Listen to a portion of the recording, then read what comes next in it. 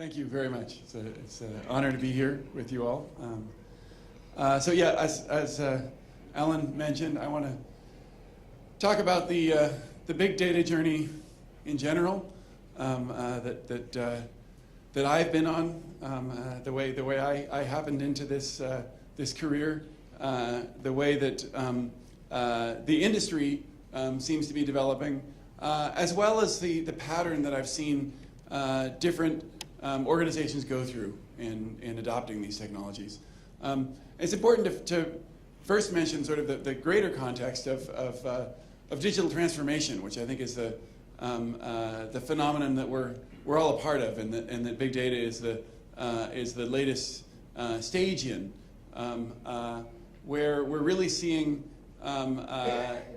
industries and governments and societies using data as their dominant fuel in this century. And so I think we're actually at the very early stages of this transformation. We're still only scratching the surface of what we can accomplish and will accomplish.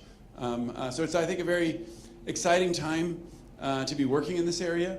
I think there's a lot of new ground to be broken, and I encourage you all to be bold and think about how you can really affect big changes in your organizations, because I think there's a lot of potential for that still out there. Going back some time into the history of these tools, I spent some years working on non-open source software and proprietary software through the 90s, mostly on search engines at a variety of companies. I worked at Xerox PARC, I worked at Apple, I worked at Excite, and enjoyed that work very much. I was fortunate to start working on search engines before there was web search, by chance, more or less. And so I was well prepared for the web when it happened. I had a nice role to be able to play there in building some of the first generation of web search engines in the late 90s. But I was worried then that the hype around the web was a little overheated, and that the company I was working for, in particular Excite, might not survive. And I wanted to have a backup plan. So I wrote some search software on my own time in a then new programming language called Java. I called this search technology Lucene. And I wrote it in perhaps, I think it was the winter of 1997, 1998. And didn't do anything with it for a few years. And then in 2000, Excite actually went bankrupt. And I didn't have a job. And I was, thinking about what I should do with this. Should I try to sell this software? Should I try to build a business around it? And I had no desire to become an entrepreneur and try to come up with a pricing plan and legal contracts and hire people, and all those things were the last thing I wanted to do. I wanted to work on software with people, and moreover, I wanted software I'd worked on to get used. I'd really enjoyed that, working on web search. It's very rewarding to see what you've done be useful to people and help them in their lives. And now I had some software which hadn't really enjoyed that. So I thought, why not give it away as open source and just see what happens? And maybe I'll be able to make something off it, and maybe I won't. But at least it'll have a shot of getting used. A few people started using it right away, and they started hiring me as a consultant to help them use it pretty quickly. And so I was making the same income that I'd been making before. Giving software away didn't actually cause me to stop making any money from that software. Then people were using it a lot, and they were starting to make changes themselves and turn them back in. And this process really took off. And in the 18 years since then, Probably every part of Lucene has been rewritten multiple times. It's gotten phenomenally more evolved and improved. And it's probably one of the most used search technologies out there. It's behind many of the search sites you see. So it's inside of Solr and Elasticsearch. It's inside of Netflix. It's inside of all kinds of products that have embedded search. It's not, of course, used by Google or Bing or some of the big web search engines, but more often than not, in an embedded search site, they're using Lucene inside. And I would like to, my ego would like to think that it was because it was brilliant technology, but I don't think that's actually the case. I think had I tried to sell it, I would have gone out of business.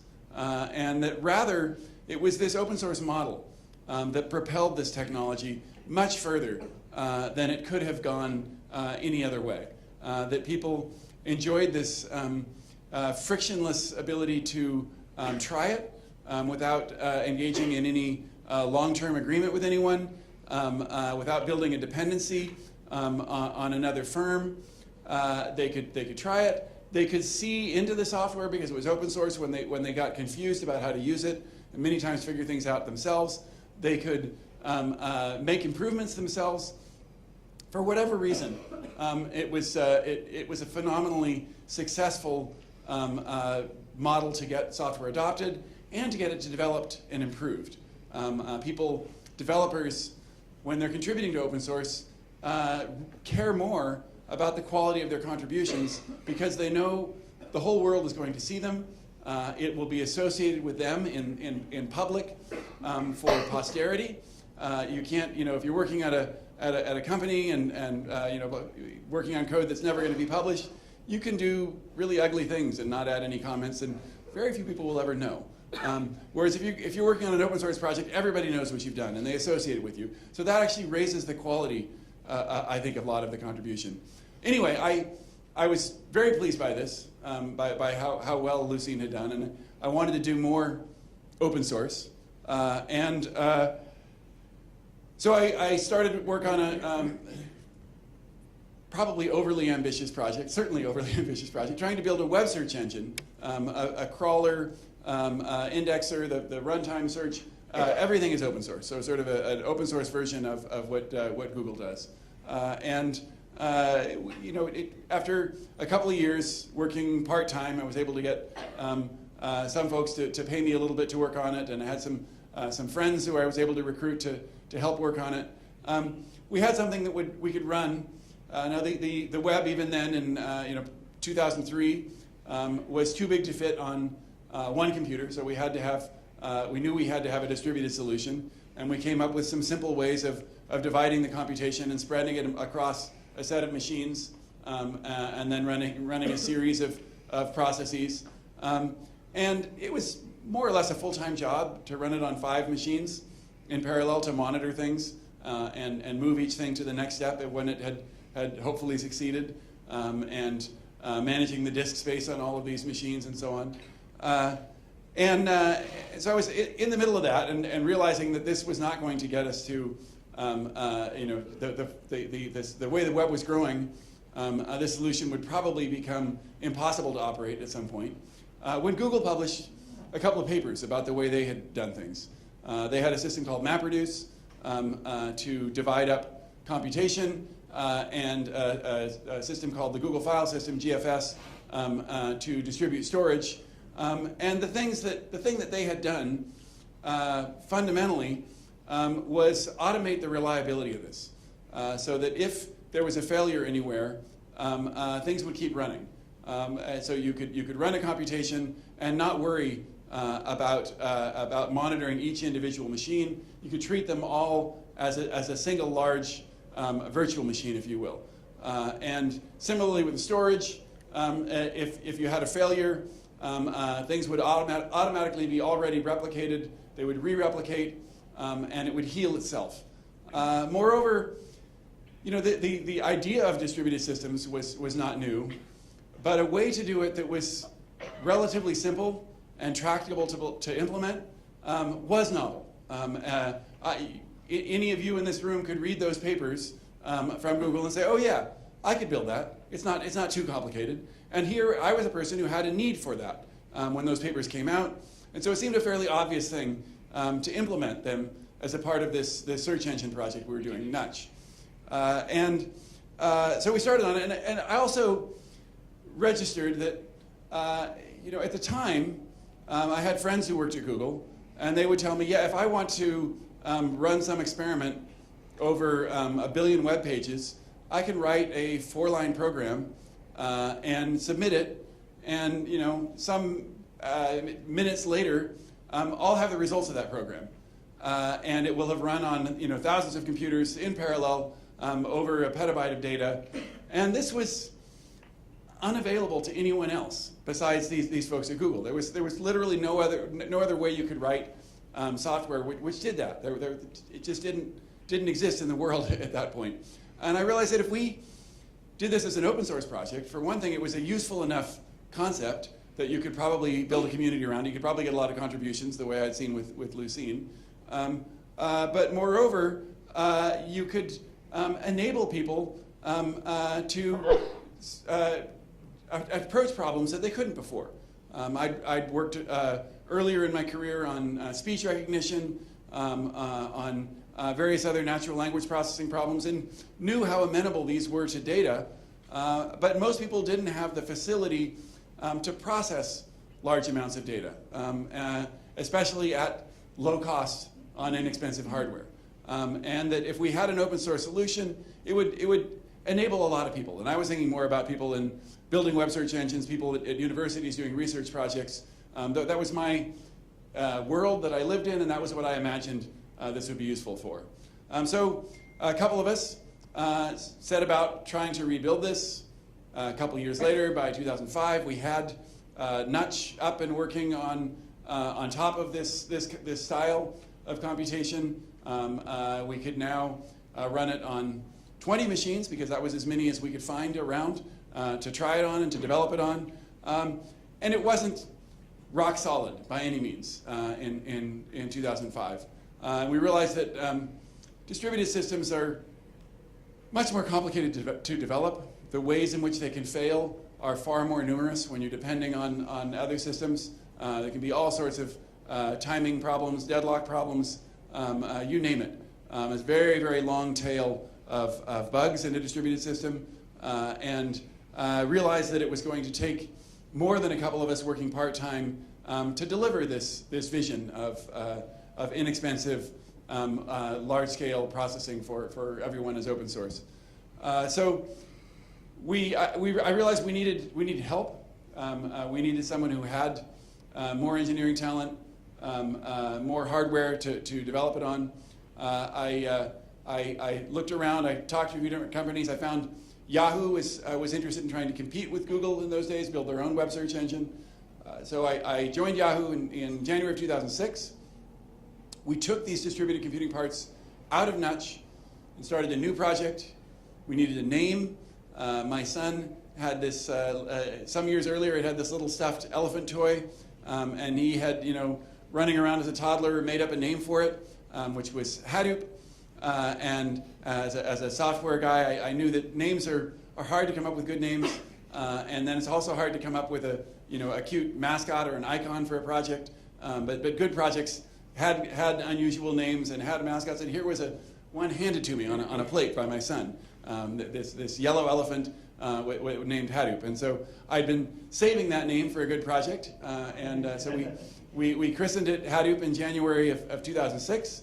And on day one at Yahoo, had hundreds of machines to start developing on, maybe a dozen developers now trying to work down that long tail of bugs, to add the needed features to make it actually useful. And by 2007, we had really reached the milestone where we had a usable system that was enabling people to affordably and easily process petabytes of data on up to thousands of machines. And so I was sort of ready to think about something else to work on. And when people started to approach me and say, this could be much bigger yet. I'm sure it's useful to folks at websites, trying to analyze their user behavior and build the search engines, and maybe do some natural language processing on very large text collections. But it's probably also useful in many other places.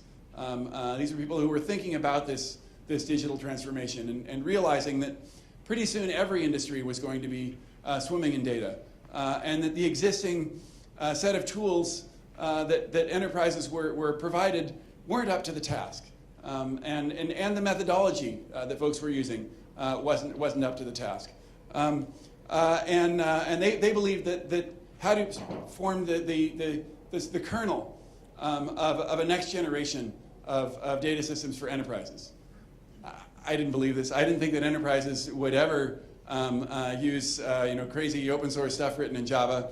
I thought that was an impractical belief, and I said, go ahead, start your company, and tell me how it goes.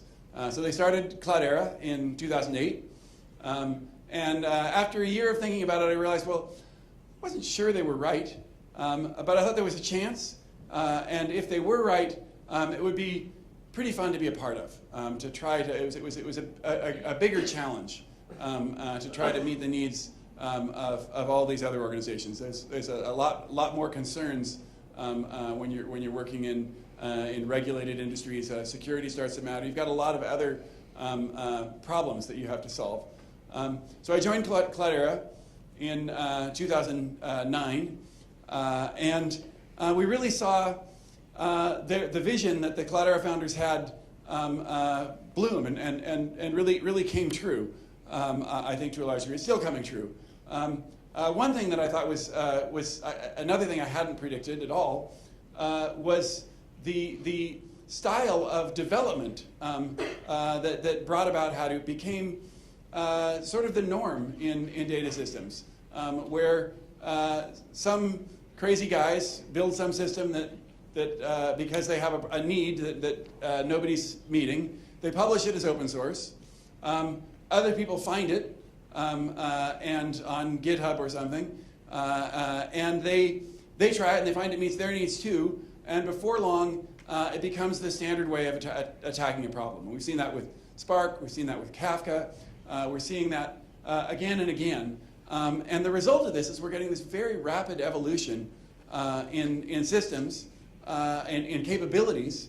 And moreover, these capabilities are appropriate for the challenges that people are facing, by definition, because they're developed in response to the demand of institutions.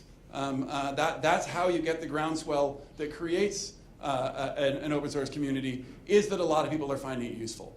And so it's giving us this very rapid evolution that's of appropriate technologies to the challenges. Really a pretty strong system, I believe, of producing software that I think is actually going to be the longer legacy of Hadoop, rather than any particular technology, is this process of inventing and evolving technology. So now we're at a place where we have available to us a much improved set of tools. We've got a variety of different SQL engines that run in this ecosystem that are good for different kinds of tasks. We've got search systems like Solar and Elasticsearch. We've got machine learning tools. We've got stream processing tools, and it keeps expanding. And so it's a wonderful set of capabilities for folks who are trying to attack these problems. And it comes with a different way of working, fundamentally. We're now able to store much more raw data, to experiment and develop solutions iteratively and incrementally, and that we used to end up with these isolated, siloed systems. The process of building a system was very much this, you spend a lot of time gathering requirements, designing it, the waterfall approach, implementing it, deploying it as sequential steps, and you hoped you got it right, and you usually didn't get it quite right, but you didn't have a lot of ability to change it because you'd transform all your data by the time it was stored, and you couldn't go back. And now we enable a very different style where you can collect large amounts of diverse data, try out a solution. If it doesn't work, try another. Get something that shows good signs and then incrementally improve it, constantly testing it. And it's a better methodology. And you can use it, you have this wider palette of tools to do it with. And we're seeing people make amazing progress in their data systems. The challenges are there. It's not nirvana. One of the biggest challenges is that this style of development is foreign to organizations. And the way you want to manage this kind of a system requires a different kind of management, requires a different organizational structure in most cases. You want to have one group of people who's managing the base platform system, but you would like to have people in the businesses actually developing more of the software, more of the queries, more of the algorithms on top, which long term I think is the right use of organizations. We want to get the technology out where the expertise is in business units and not try to centralize. But it's very hard for organizations to change it. And I think that's the biggest impediment I'm seeing right now to adoption of these technologies is cultural, is the style of organization that can successfully adopt it is different. So I think one of the so it's not usually a technical difficulty in adopting these. And so the method that we've seen people succeed at is actually similar to what we saw at Yahoo back in the origins of this. Yahoo was trying to build a web search engine, and which was a big endeavor. It was going to take them many years. But in the process, we had an early version of Hadoop up and running. We put in some data sets. We put in some logs of user interactions on the website. We put in some web pages. We had a large number of collections, maybe some advertising sales data. And then people came up with ideas of experiments. And long before Yahoo moved its web search onto Hadoop, they had 6, 8, or 10 different products which had been created out of this experimental process using the system. Things to do a better page layout, because they could finally understand at a large scale how people were interacting with the pages. They would log everything on the page, and then they could see and where it was on the page, and then when they got a click, they could see where that was on the page, and they could figure out what parts people had looked at and skipped over, and where they had stopped, and really understand people's interactions and their sessions on the site in a way they never had before, and use that to optimize the website. They could build spell checkers. They could build things to propose corrections to people's queries, alternate terms they might add. All these sorts of improvements in the advertising matching to improve ad click rates and improve revenue. All these things appeared before the primary target of moving web search on. So I think that the lesson here is to facilitate experiments. Also Yahoo started with a relatively big project. I think more people are successful when they start with a relatively small project, one that's fairly simple and has a high likelihood of success. One of the most boring, we were talking about this earlier, one of the boring things that people do first, and which I think is actually a smart thing to do, is to do data warehouse offload. You can save a lot of money by doing a lot of your data warehousing on a Hadoop-based platform. And in the process, you're going to build up some competency. You're going to get a cluster going, and you can then start this experimental process of doing more interesting, higher value things, but you've already paid for the cluster. You've already had a success story that you've been able to use to gain this experience. So I think you're well advised to start small and simple and to grow this new culture within your organization. At the same time, it's critical that you have understanding from the very top of the organization, from the C-suite, that you need to become a data-driven organization, and it will require some fundamental changes. You can't make them overnight, but you do need to have an eye on that. Also with the understanding, I think we used to sort of try to, coming up with a perfect schema for data, and believe that we could build a system that would last forever. And I think it's a much more realistic approach to realize that we're going to be constantly changing things. We're going to be constantly discovering that the things that we built a couple of years ago weren't done the right way, that we've realized better ways of doing things. And so engineering not just our systems, but also our organizations to be able to be flexible and constantly changing, I think is the thing we need to be doing. So use this opportunity to not try to craft, as you change the organization to adopt these technologies, not make that same mistake again of crafting an organization to just satisfy the new solution you're building, but rather build an organization that can adopt new techniques, can experiment and develop new methods, and keep your business moving over the long term.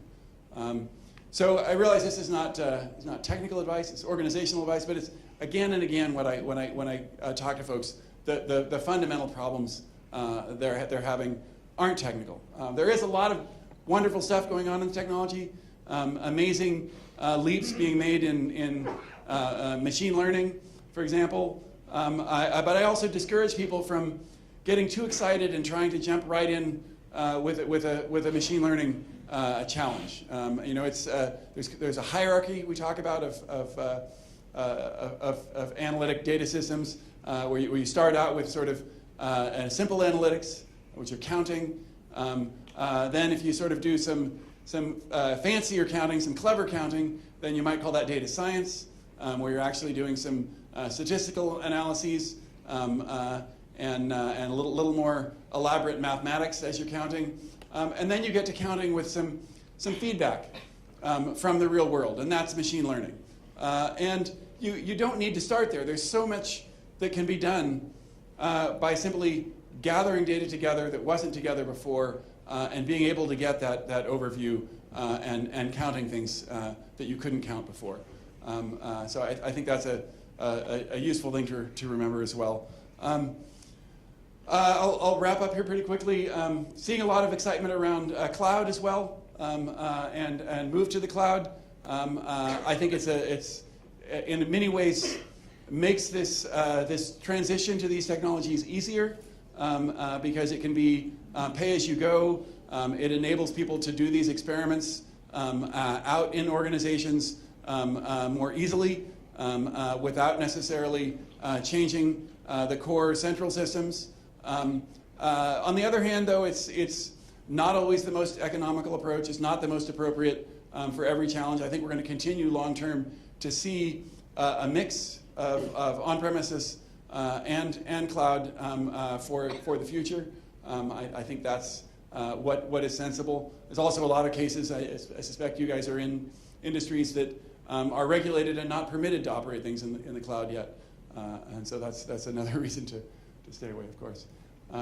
So I'm going to just leave you with this notion that, again, I want to repeat the possibilities out there, I think, are enormous. And you all have the capacity to be innovators, to really drive this forward. It's still very much a young technology world, and I think it's. I encourage folks to take risks, to do things that they believe are a better way of doing things, even if it's not exactly what someone asked them to do, to not be afraid of failing. I think that's the way you're going to achieve the greatest amount of success. So I think there's a lot of real possibilities there for folks. So hope you're not afraid. I'll stop there. I think I've gone long enough. I think we're going to have some questions later. Is that the plan? So thank you for your time. Do you want to introduce Pedro? Thank you.